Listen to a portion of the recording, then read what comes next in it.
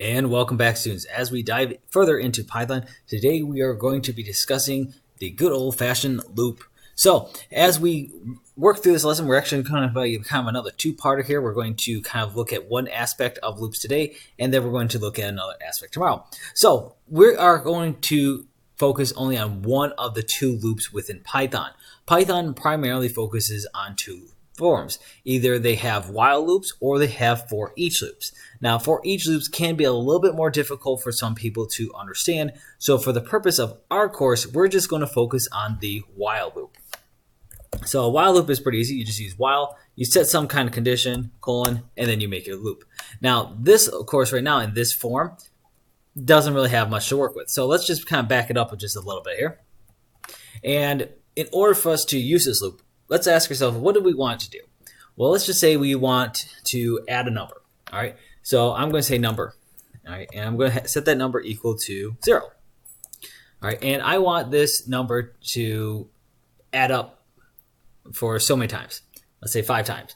Well, we can, of course, do like number equals number plus 1, number equals number plus 1, number equals number plus 1, number equals number plus 1, so on and so forth until we have enough versions of the code to get the answer we want.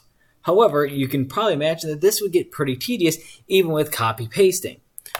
A better way to do it, and a more efficient way, is to use a loop. So let's use a while loop, and I want this loop to run until I reach a certain value.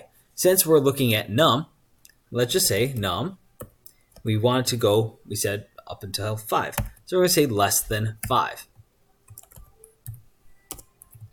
Then use our colon. And all we're going to do is we're just going to say num is equal to num plus 1. So that will add 1, just like we were talking about, num equals num plus 1. Then let's enter, back, and now we're out of loop. And let's just print that value of num. Now, just for kicks, I'm going to just print a blank line here. And I'm just going to show us how this would look. So if I just do this the other way, say num equals 0, num equals num plus 1. All right, and I'm going to go ahead and copy this. And let's just go ahead and put some nums here. I think that's 5 lines. So let's just go ahead and give this a go here, see if this is correct. And of course, we can't forget to print num. All right, run our code. And so we have 5 both times. However, one thing you'll notice is how much cleaner this is. Yes, while this does accomplish the same thing, you'll notice that this num right here, look how many lines of code that is. 3 lines of code.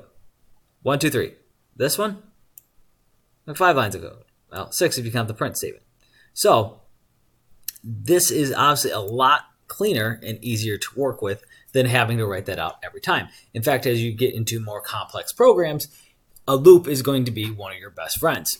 So that's a loop in a nutshell. It's something that allows us to do a task that we normally would do over and over again in a very simple manner.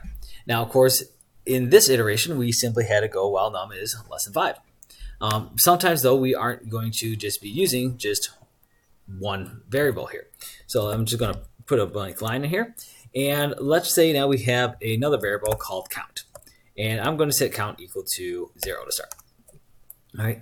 And let's say what I want to do is add 2 different numbers. So I'm going to say num1, I set that equal to 1, and I'll have num2, and I'm going to set that one equal to 1 as well. Now what I want this program to do is I want it to run for a certain amount of time.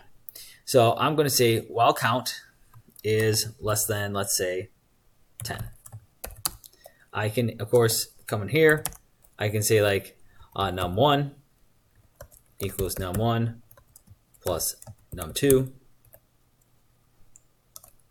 And then I could say something like num2 equals num2 plus num2. Count equals 0 count plus equals 1. All right, so now, of course, there's my loop. And when I'm done with the loop, I want it to print num1 and print num2. So this is just another loop to show how loops can work. And so when I run this program, you see I got 1024. So it's a quite large program. All right. Now, if I, of course, go back in here, I want to show you something else that goes on with loops. All right. So let's just kind of back it up to count here. And instead of count starting at 0, let's have count start at 10. Because loops not only can count up, they can also count down. So maybe count, I'm going to have it run while it's greater than 0. All right.